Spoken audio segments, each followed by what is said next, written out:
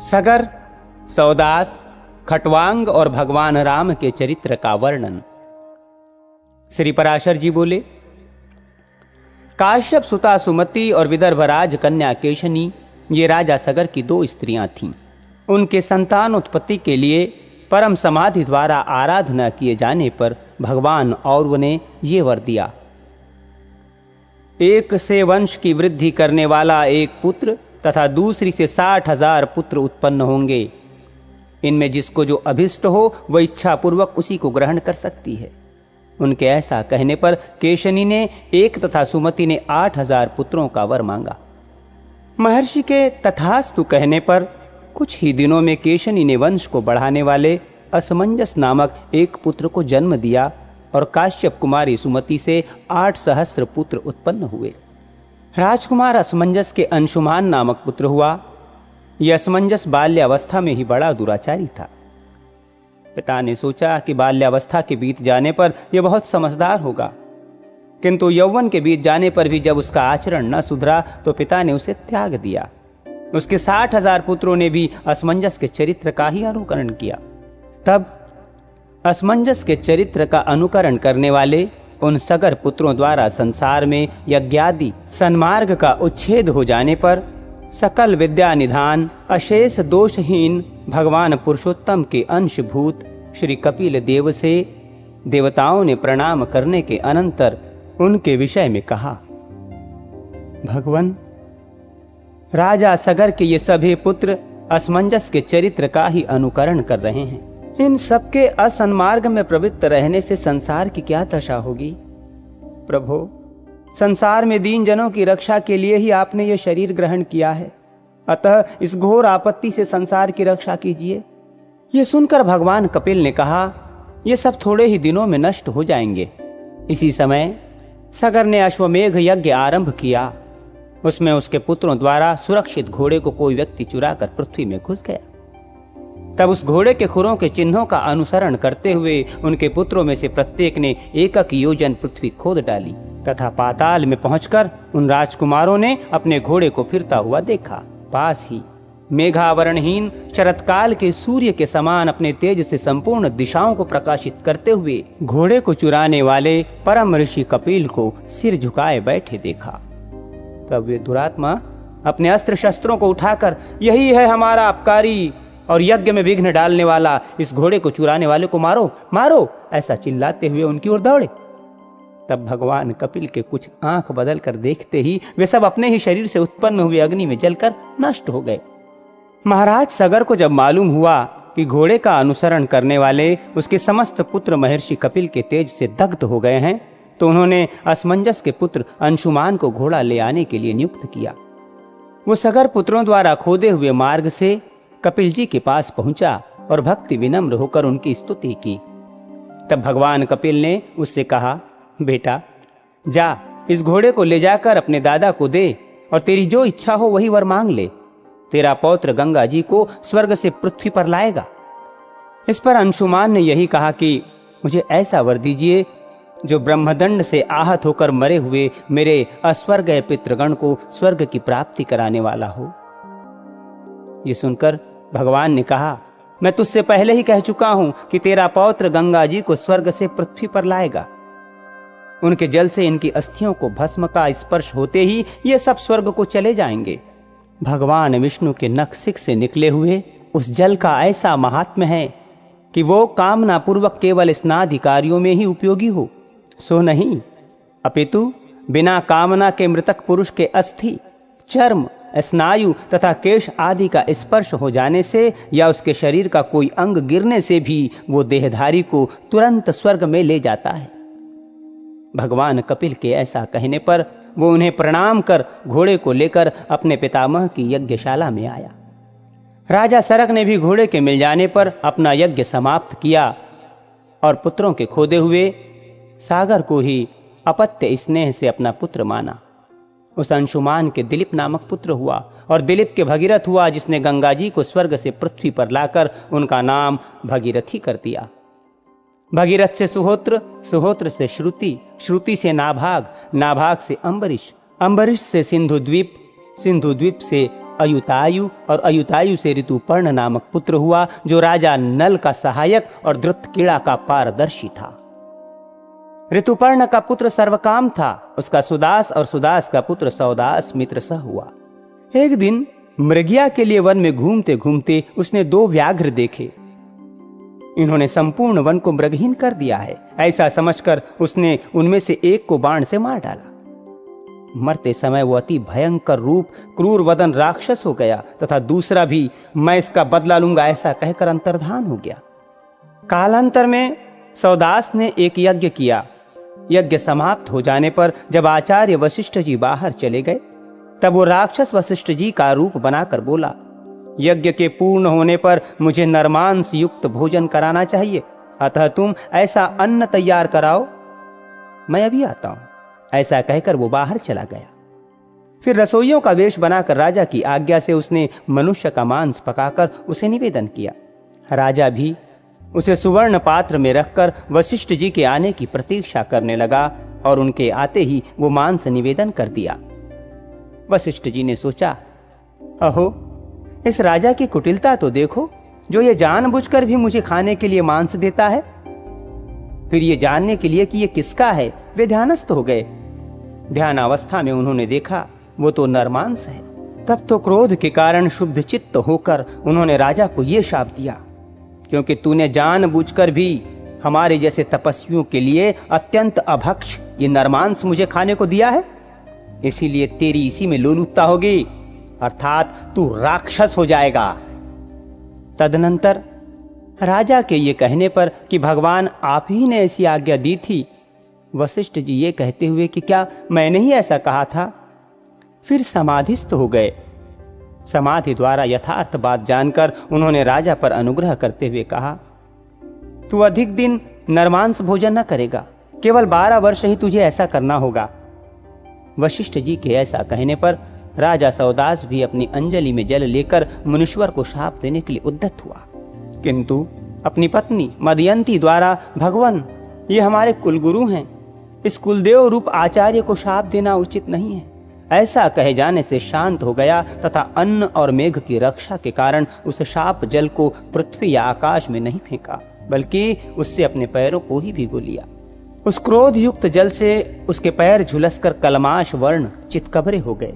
तभी से उनका नाम कलमाशपाद हुआ, तथा वशिष्ठ जी के शाप के प्रभाव से छठे काल में अर्थात 3रे दिन के अंतिम भाग में वो राक्षस स्वभाव धारण कर वन में घूमते हुए अनेकों मनुष्यों को खाने लगा।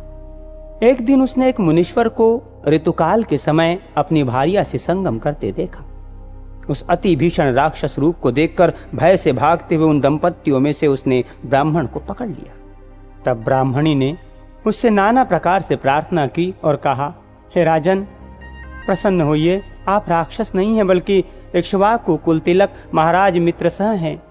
आप स्त्री संयोग के सुख को जानने वाले हैं। मैं अतृप्त हूँ, मेरे पति को मारना आपको उचित नहीं है।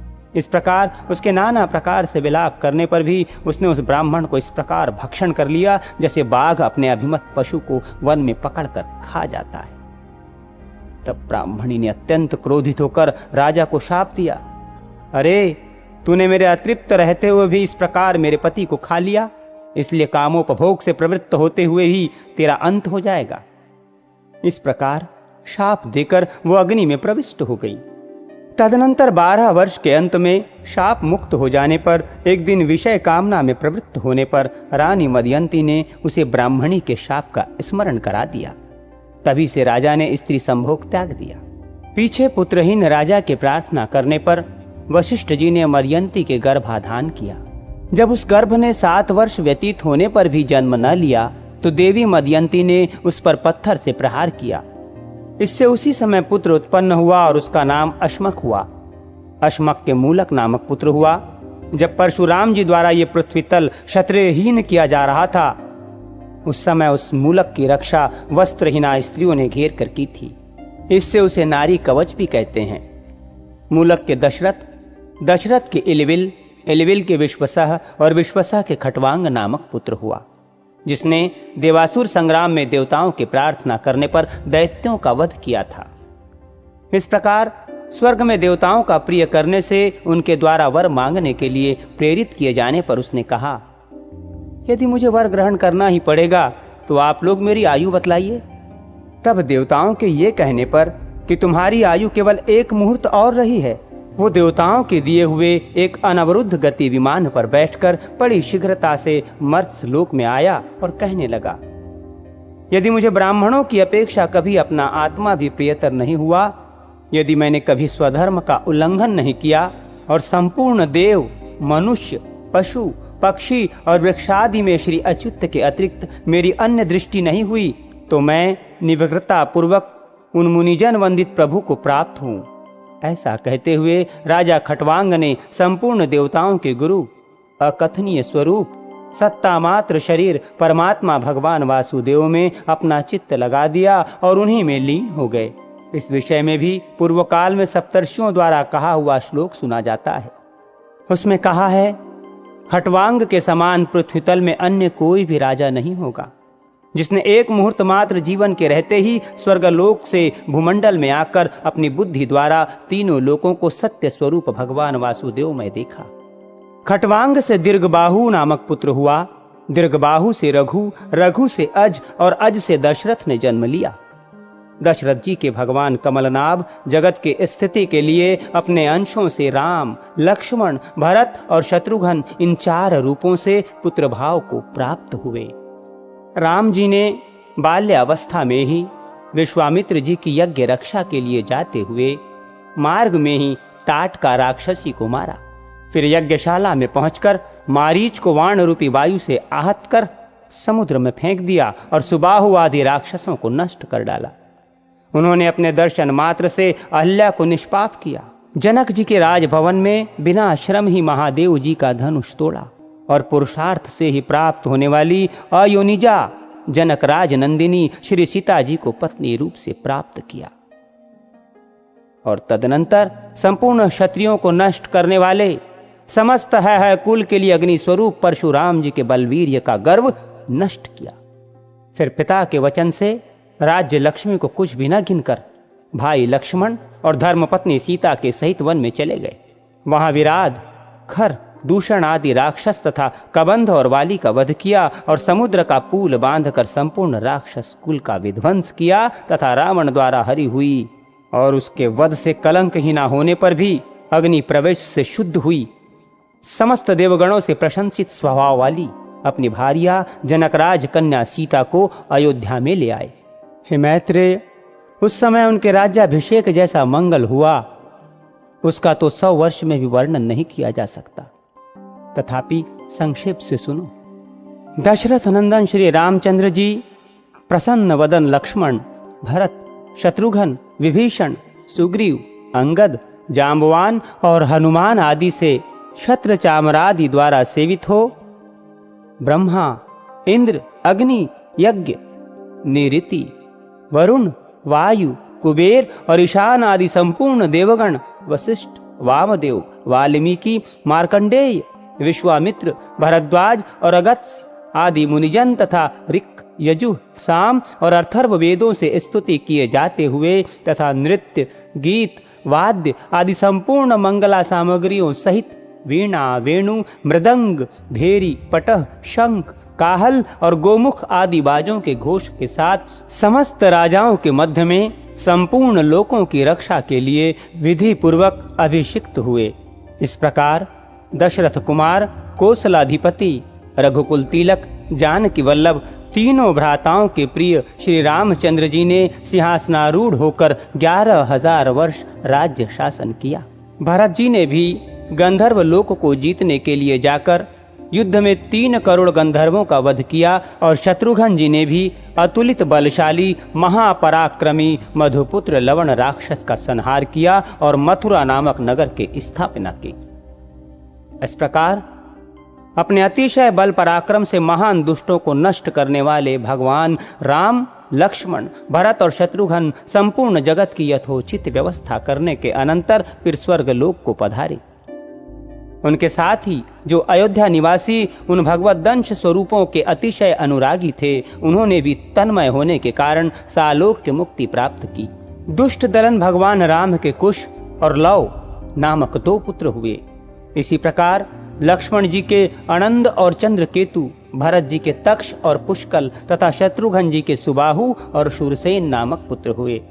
कुश के अतिथि, अतिथि के निषद, निषद के अनल, अनल के नभ, नभ के पुंडरिक, पुंडरिक के शेमधनवा, शेमधनवा के देवानिक, देवानिक के अहिनक, अहिनक के रूरु, रूरु के पारियात्रक, पारियात्रक के देवल, देवल के वंचल, वंचल के उत्क, उत्क के वज्रनाभ, वज्रनाभ के शंखण, शंखण के युषिताक्ष और युषिताक्ष के विश्वसह नामक पुत्र हुआ। विश्वसह के हिरण्यनाभ नामक पुत्र हुआ, जिसने जैमिनी के शिष्य महायोगेश्वर याज्ञवल्क्य जी से योग्य विद्या प्राप्त की थी। हिरण्यनाभ का पुत्र पुष्य था, उसका ध्रुव संधि, ध्रुव संधि का सुदर्शन, सुदर्शन का अग्निवर्ण, अग्निवर्ण का शिग्रग तथा शिग्रग का पुत्र मरु हुआ, जो इस समय भी योगाभ्यास में तत्पर हुआ कलाप ग्राम में स्थित है। आगामी युग में ये सूर्यवंशीय क्षत्रियों का प्रवर्तक होगा। मरु का पुत्र पशुश्रुत, पशुश्रुत का सुसंधि, सुसंधि का अमर्ष, अमर्ष का सहस्वान, सहस्वान का विश्वभव तथा विश्वभव का पुत्र बृहदुल हुआ, जिसको भारतीय युद्ध में अर्जुन के पुत्र अभिमन्यु ने मारा था। इस प्रकार मैंने ये इक्ष्वाकु कुल के प्रधान प्रधान राजाओं का वर्णन किया। इनका चरित्र सुनने से मनुष्य सकल पापों से मुक्त हो जाता है।